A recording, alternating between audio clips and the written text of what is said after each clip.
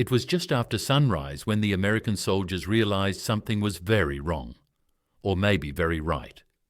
The streets ahead were silent, too silent. No gunfire, no shouting, no enemy patrols. Just rows of stone houses, a church tower in the distance, and the strange feeling that they had walked straight into the heart of a German town without meaning to. None of them had been ordered to capture anything. They were not an assault force. If you want more content like this, subscribe now and comment below. They were not backed by tanks or artillery. They were just a single US Army squad, tired, hungry, and far deeper into enemy territory than anyone expected. And yet, within hours, this small group of Americans would do something that stunned their own commanders, confused the German army, and became one of the most unlikely captures of World War II.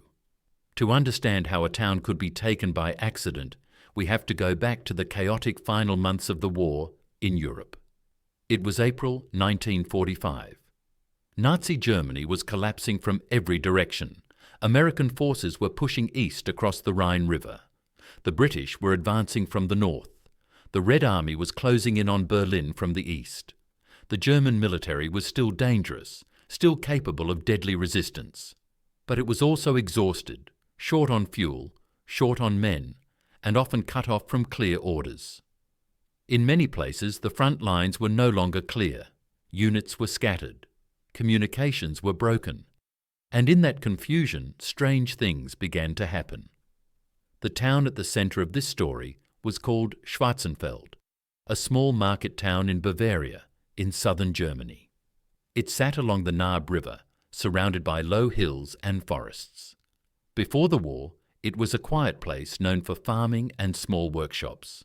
By April 1945, it was full of refugees, wounded soldiers, and local civilians who had no idea what would happen next. German units passed through the town almost daily, some retreating west, others trying to reorganize. Rumors spread constantly. Some said the Americans were only a few miles away. Others said the SS would defend the town to the last man. Nobody really knew. On April 22, 1945, a small American unit from the US 90th Infantry Division was moving through the countryside near the Czech border. Their job was simple on paper. Conduct a routine reconnaissance patrol, check roads, look for enemy movement, report back. The squad was led by Staff Sergeant Charles "Chuck" Miller, a combat veteran who had landed in Normandy the previous summer and fought through France and the Ardennes. Miller was not reckless, but he trusted his instincts. He knew the war was almost over, but he also knew that a single mistake could still get everyone killed. The squad consisted of 12 men, riflemen armed with M1 Garands, one bar gunner carrying the heavy Browning automatic rifle, a radio operator with a SCR 300 backpack radio, a medic. All of them were tired.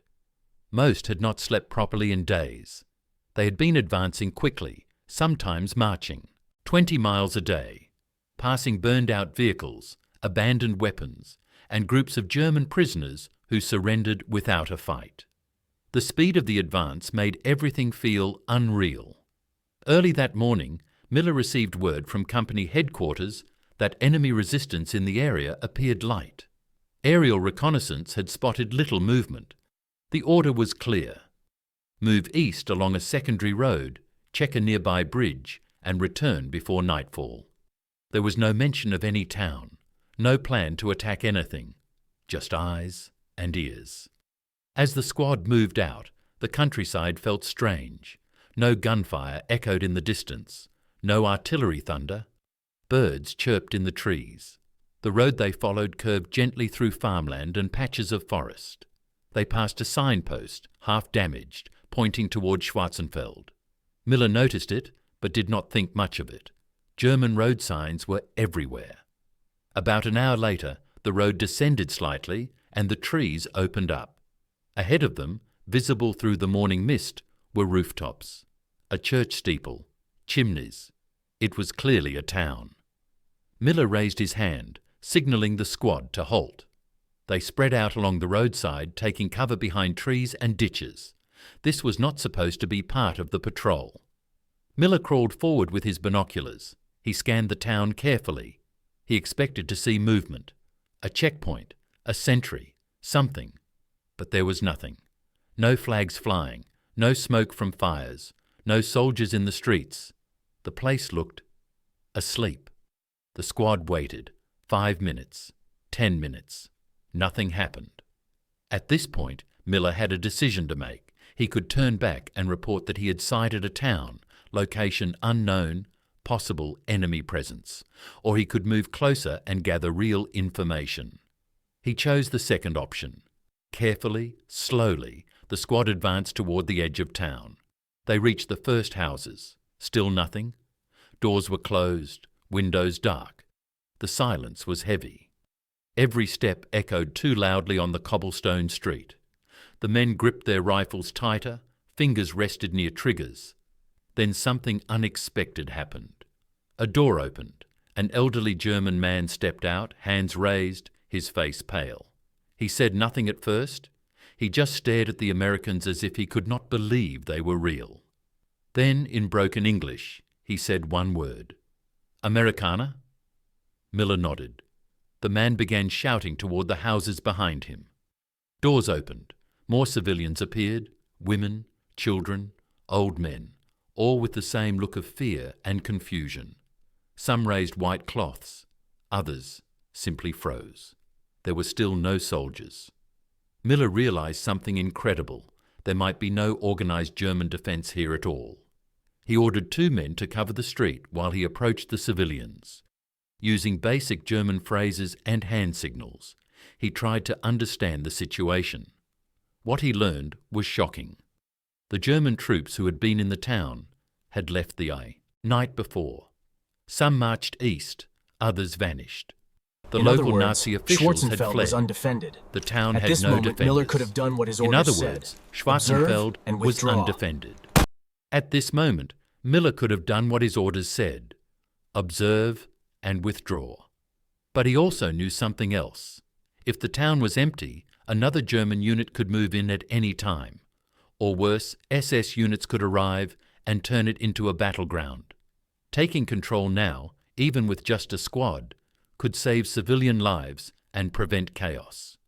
But capturing a town with 12 men, that sounded insane. Still, Miller made a bold decision.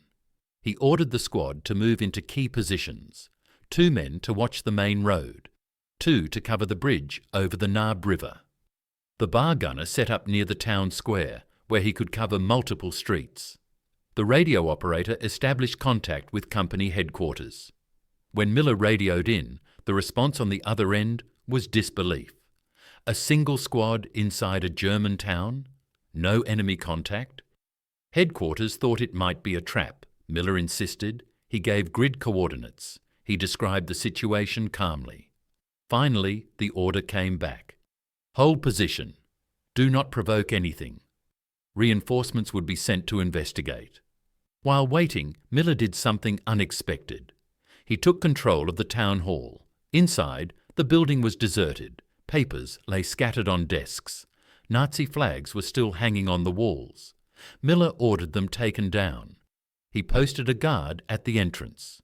For all practical purposes, the Americans were now in charge. Word spread quickly among the civilians. The Americans were not shooting. They were not looting. They were calm. Some townspeople even brought water and bread. The squad accepted carefully, always watching the streets. But the real shock came a few hours later. Just before noon, a small group of German soldiers appeared at the western edge of town. About 20 men. They were armed, but they looked exhausted. Their uniforms were dirty. Some had bandaged arms. They stopped when they saw Americans in the square. The German officer stepped forward, a lieutenant. He raised his hands and called out. He asked who was in command.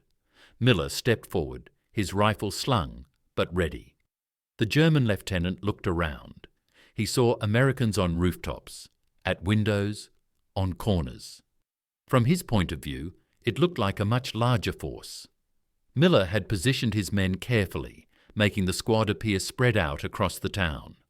The lieutenant asked a simple question. "How many Americans are here?" Miller paused. Then he answered, truthfully but cleverly. "Enough." That was all it took. The German lieutenant nodded. He ordered his men to lay down their weapons. 20 German soldiers surrendered to a squad of 12 Americans who had not even planned to fight. By early afternoon, American reinforcements arrived, a full rifle platoon followed by armoured vehicles. They secured the town officially. Schwarzenfeld was now under US control. No shots had been fired, no buildings damaged, no civilians harmed. When the battalion commander arrived and heard the full story, he reportedly shook his head in disbelief. A town captured by accident, by a single squad, without a battle. Word spread quickly through the division. Some laughed, some could not believe it. But higher headquarters took notice. In the chaos of the final days of the war, initiative and calm decision-making mattered more than strict plans. Staff Sergeant Charles Miller was later awarded the Bronze Star for leadership and initiative under combat conditions. Not for bravery under fire, but for preventing bloodshed and securing a strategic location without unnecessary violence. Schwarzenfeld remained under American control until the end of the war. On May 8, 1945, Germany officially surrendered. The war in Europe was over. For the men of that squad, the memory stayed with them forever. Not the noise of battle, not the fear of artillery, but the strange silence of an empty town. The moment they realized history had placed them in the right place at the right time, and all they had to do was not mess it up. This story reminds us that war is not only about massive battles and famous generals. Sometimes it turns on small moments. A wrong turn on a road, a quiet morning, a decision made by one tired sergeant and a handful of soldiers who trusted each other. And somewhere in Germany, in April 1945, a town was captured not by force but by accident, and it shocked everyone who heard the story. If you want more content like this, subscribe now and comment below.